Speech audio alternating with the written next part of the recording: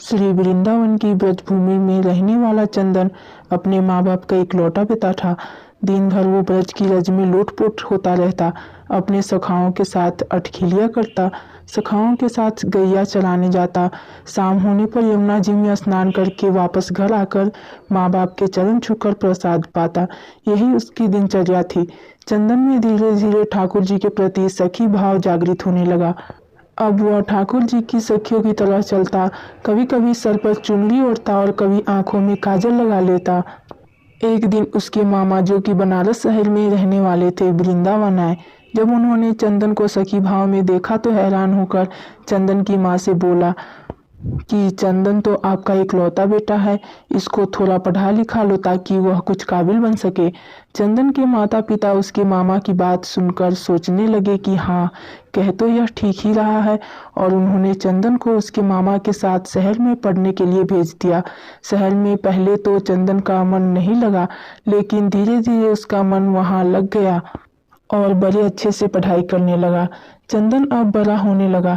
चंदन चाहे शहर में रहकर वहाँ रच बस गया था, लेकिन उसके अंदर ब्रज रज का रस कूट कूट कर उसके प्रत्येक रोम रोम में बसा हुआ था, जो कि उसको कभी भी ब्रज से दूरी महसूस नहीं कराता था। इसलिए वह अपने आप को वहाँ अकेला नहीं समझता था, क्योंकि वह अपने अंदर ही पूरे आनंद में रहता था। चंदन की कक्षा में एक छात्रा उसकी सखा बन गई, जिसका नाम ललिता था। ललिता के माता पिता का बचपन में ही स्वर्गवास हो चुका था। वह अपने नाना नानी के साथ रहती थी। वह बहुत ही सीधी सादी लड़की थी। चंदन और ललिता की खूब बनती थी। स्कूल खत्म होने पर दोनों इकट्ठे ही आगे की पढ़ाई के लिए कॉलेज में प्रवेश हुए।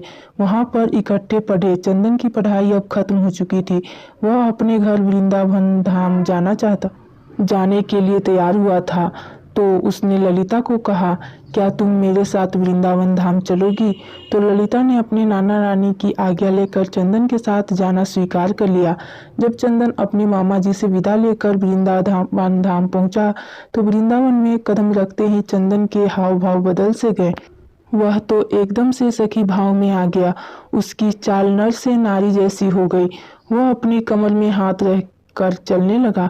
अचानक से उसकी चाल में आए परिवर्तन को देखकर ललिता हैरान होकर उसकी देखती रही, लेकिन कुछ बोली नहीं। अब चंदन अपने घर पहुंच चुका था। घर जाकर उसने अपने माता पिता के चरण छुए और ललिता के बारे में उनको बताया। ललिता की सुंदरता और सादगी को देखकर चंदन के माता पिता भी बहुत प्रसन्न हुए। काफी दिन हो चुके थे ललिता को वृंदावन आए हुए। तो जब उसके चंदन से जाने की आज्ञा मांगी, तो चंदन ने अचानक से उसको कहा कि क्या तुम मेरी जीवन संगिनी बनोगी? अचानक से यह सुनकर ललिता घबरा और लज्जा सी गई और उसने मुस्कुराकर हाँ में भर दी। अब उन दोनों की शादी बड़ी धूमधाम से संपन्न हो गई। लेकिन ललिता को कभी कभी चंदन का व्यवहार अजीब सा लगता था। चंदन कभी कभी अपनी आंखों में काजल लगाकर, सर पर चुनरी ओढ़कर, कमर पर हाथ रखकर न जाने कौन सा नृत्य करता रहता और किसको रिझाता रहता। ललिता को यह सब समझ नहीं आता। एक दिन उसने पूछा कि आप कभी कभी ऐसा रूप क्यों धारण कर लेते हो? तो चंदन मुस्कुराकर उसकी तरफ देखने लगा और तभी उसने मन में कुछ निश्चय किया और कहा कि प्रिय, तुम सुबह तैयार हो जाना, मुझे तुम्हें कहीं पर लेकर जाना है।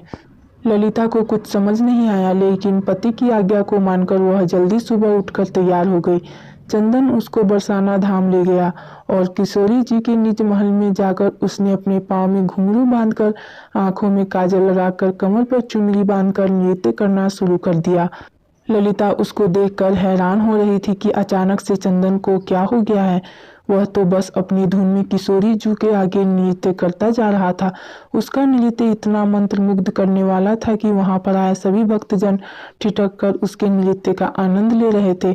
बाहर से कभी कभी पवन का एक झोंका आकर चंदन के नृत्य का आनंद ले जाता और कभी कभी सूरज की किरणें अंदर आकर चंदन के पैरों में बजते नूपुर से ही निकली राधे राधे की ध्वनि को सुनकर आनंदित हो जाता। जब चंदन थोड़ा शांत हुआ तो उसने ललिता को बताया कि यह हमारी लाडली सरकार है, इसको नमन करो। ललिता को तब भी कुछ समझ न आया। वह अभी भी असमंजस में थी। किशोरी जी को प्रणाम करके वह वापस वृंदावन आ गए।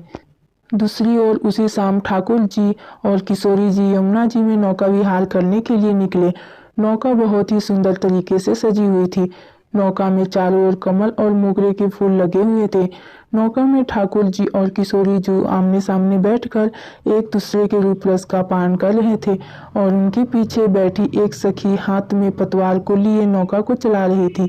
तभी अचानक से सखी के हाथ से पतवार छूटकर यमुना में चली गई और वो घबरा सी गई और घबराहट के कारण वह अपने पैरों के नाखून से नौके को भूमि को कुदरने लगी। तभी अचानक से ठाकुर जी के ध्यान पीछे बैठी सखी पर पड़ा और बोला, अरे सखी, इतनी घबराई हुई क्यों हो? उसने हाथ जोड़कर बड़ी विनम्रता से कहा, कन्हैया, मेरी पतवार यमुना जी में गिर गई है। तो ठाकुर जी मुस्कुराकर बोले, इसमें घबराने की क्या बात है? और आंखों ही आंखों में उन्होंने किशोरी जी को कुछ इशारा किया। अब एक तरफ से किशोरी जी ने और दूसरी तरफ से ठाकुर जी ने अपने हाथ को यमुना जी में डाल दिया और वह दोनों अपने दोनों हाथों को पतवार की तरफ चलाने लगे। झुकने के कारण किशोरी जी के सिर पर ओढ़ी चुनरी यमुना जी में भीग रही थी और उधर दूसरी तरफ ठाकुर जी का गले में पड़ा पीताम्बर यमुना जी में भीग रहा था। हाथों पर पीताम्बर और चुनरी पर लगा इत्र यमुना जी में घुल मिल गया था। ठाकुर जी और किशोरी जी ने अपने हाथों से उस नाव को किनारे पर लगाया। अगले दिन ललिता की सास और ससुर चंदन के मामा के यहाँ कुछ काम से चले गए। अब घर में ललिता और चंदन अकेले थे। चंदन सुबह सुबह ही अपने काम पर चला गया और ललिता हाथ में मटकी को लेकर यमुना जी से जल भर कर ले आई। आज घर में कोई नहीं था, इसलिए जब ललिता ने मटकी में से जल को थोड़ा सा पिया तो उसमें इतनी सुंदर इत्र की खुशबू को महसूस करके वह बहुत प्रसन्नता से भर गई। धीरे धीरे उसने उस मटकी में से काफी जल पी लिया और जब थोड़ा सा जल शेष बचा तो उसका ध्यान मटकी में पड़ा तो वह क्या देखती है कि नौका में बैठकर विहार करते किशोरी जी और लालजू नजर आ रहे हैं। ललिता घबराकर दीवार के सहारे टेक लगाकर खड़ी हो गई। उसको कुछ सूझ नहीं रहा था। मटकी से पिया हुआ जल धीरे धीरे अब उसके पूरे शरीर में फैल गया था। उसकी आंखों में न जाने कैसे अश्रुधारा बहने लगी। इतने में चंदन बाहर से आया और अपनी पत्नी को ऐसी दशा देखकर उसने पूछा, प्रिय, क्या हुआ? ललिता के मुख से कुछ भी नहीं निकल रहा था, परंतु उसके ओठ कुछ कहने के लिए फरफरा रहे थे। सांस जोर जोर से चल रही थी, आंखों की पलकें हिल भी नहीं रही थी। चंदन ने जब उसको झिंझोर कर बार बार पूछा तो उसने मटकी की तरफ इशारा किया।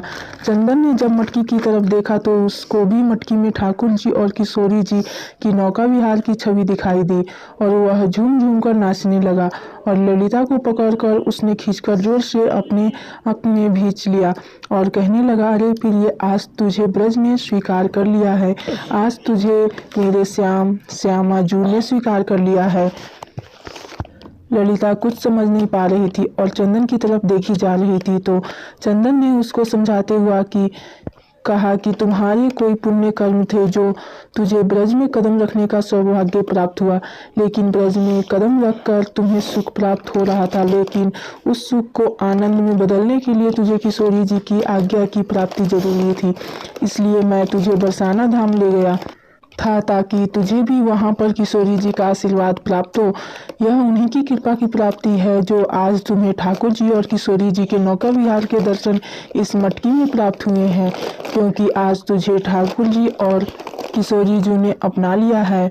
जो यमुना जी का जल धीरे धीरे उसके शरीर में प्रवेश हुआ था वह ठाकुर जी और किशोरी जी की कृपा की छलनी से उसके पाप नीचे बैठ गए थे और अब उसके पुण्य कर्म ऊपर थे, इसलिए ललिता को इस आनंद की प्राप्ति हो चुकी थी। ब्रज में तो हर कोई आता जाता रहता है और उसको सुख की प्राप्ति होती रहती है, लेकिन जिस पर ठाकुर जी और किशोरी जी की कृपा हो उसकी सुख के साथ साथ ठाकुर जी के आनंद की भी प्राप्ति होती है। इसलिए हमें ठाकुर जी के मीठे आनंद को अपने रोम रोम में प्रवेश करा के उस आनंद से प्राप्त प्रेम को, मृग तृष्णा को इतना बढ़ाएं कि वह प्रेम आंखों से निकलने लगे, अश्रु के द्वारा बहकर ठाकुर जी और किशोरी जी की मीठी कृपा से सरोबार हो सके।